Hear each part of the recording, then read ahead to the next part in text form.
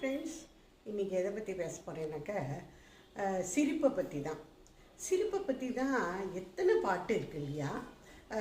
எத்தனையோ பாட்டுக்கு சிரித்து சிரித்து என்னை சிறையிலிட்டாய். இந்த பாட்டு எவ்வளோ ஃபேமஸான ஒரு பாட்டு. சிரிப்பு பிடிக்காதவர்களும் உண்டா? அத்தனை பேருக்கும் பிடிக்கும் சிரிப்பு.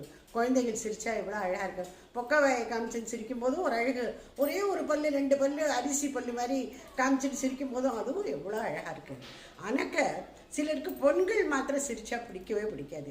இதே பொண்ணை தான் இவங்க பொன் பார்க்க போகும்போது ஏகப்பட்ட கண்டிஷன்ஸ் போட்டு பொண்ணு சிரித்த முகமாக இருக்கணும், சேப்பாக இருக்கணும், அதெல்லாம் சொல்லி கல்யாணம் பண்ணி கூட்டிகிட்டு வருவாள். ஆனாக்க கல்யாணம் ஆனவுடனே அதே பொண்ணு சிரித்தா அவங்களுக்கு பிடிக்காது. பிள்ளை வீட்டுக்காரர்களுக்கு ஏதாவது குறை சொல்லுவாங்க, பொண்டாட்டி ரொம்ப சிரிக்கிறாடா, நன்னாவே இல்லை அப்படின்னு சொல்லுவாள். ஸோ சிரிப்பில் தான் எத்தனை வகை. புன் சிரிப்புன்னு ஒன்று இருக்குது. ஆனாக்க இதே கேலி சிரிப்பு இருக்குது, நெய்யாண்டி சிரிப்பு, வன்ம சிரிப்பு, ஒருத்தையாரை இது பண்ணுற மாதிரி கோவப்படுத்துகிற சிரிப்பு, இந்த மாதிரி சிரிப்பில் 1000 வகைகள் இருக்குது. ஆனாக்க பெண்களுக்கு மாத்திரம் சிரிக்கக்கூடாதுன்னு ஒரு ரூலே இருக்குது. எனக்கு ஒரு பழமொழியே சொல்லுவாங்கல்ல, பெண்கள் சிரிச்சா போச்சு அப்படின்னு. பெண்கள் சிரித்தா அது குலநாசமே ஆயிடுற மாதிரி ஒரு பழமொழி. அது என்னத்துக்குன்னு புரியல எனக்கு. இது மகாபாரதத்திலேயே சொல்லுவாங்க பார்த்தீங்களா, திரௌபதி சிரிச்சுட்டா துரியோதனன் கீழே விழத்தை பார்த்து. அதனால தான் மகாபாரத போருக்கான மெயின் காரணமே அதுதான், திரௌபதி சிரிச்சதுனால அப்படின்னு சொல்லுவாள். இப்போ நம்ம நிகழ்காலத்துக்கு வருவோமே.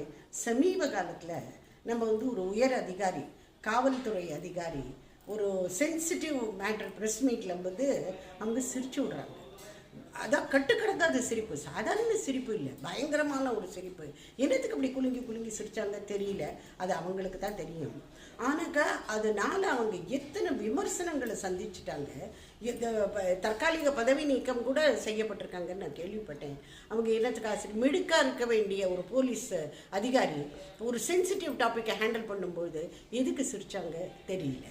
அது அதனால் இந்த பழமொழி நிதர்சனமான ஒரு உண்மையாகிடுமோன்னு எனக்கு பயமாக இருக்குது. பெண்கள் சிரிச்சா, இப்போ பாருங்கள், அவங்க சிரித்தாங்க, பதவியிலேருந்து அவங்க தூக்கப்பட்டிருக்காங்க.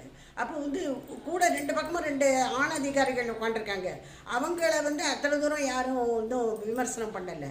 பெண்ணு அங்கே சிரிச்சா இல்லை, அதனால அவளுக்கு அந்த அதிகாரிக்கு அவங்களுக்கு அவ்வளோ ஒரு விமர்சனம், கண்டனம் எல்லாம்.